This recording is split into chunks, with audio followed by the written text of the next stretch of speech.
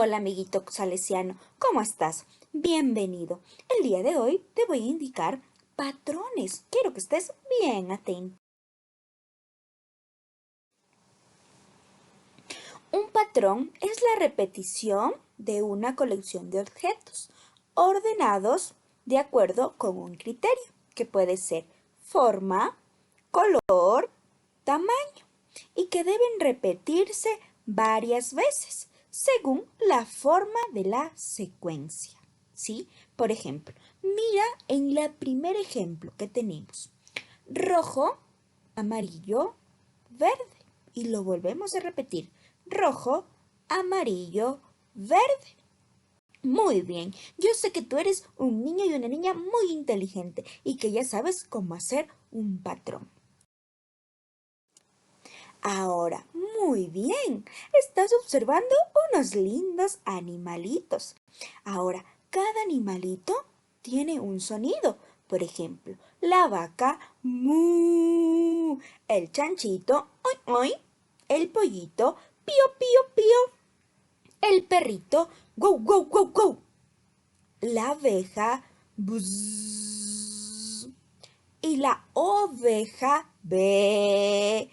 Muy bien, ¿no es cierto? Cada animalito tiene un sonido que lo caracteriza. Ahora, vamos entonces a crear un patrón de sonidos de animales. Quiero que estés bien atento.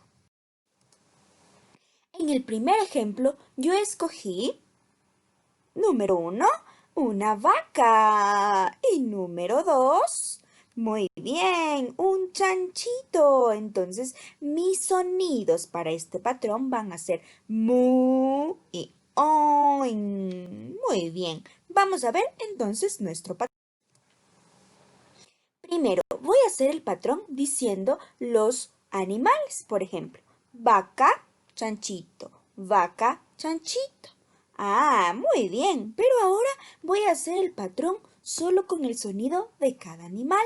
Por ejemplo, mu, oin, mu, oin, mu, oin, mu, oin. Muy bien. Ahora, vamos a ver el segundo ejemplo.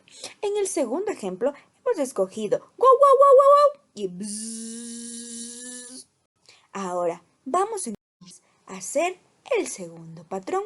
Guau, guau, bzzz, guau, guau, bzzz, guau, guau, bzzz, guau, guau, bzzz. Muy bien. Ahora, adivina qué. Te voy a invitar a que tú crees estos propios patrones.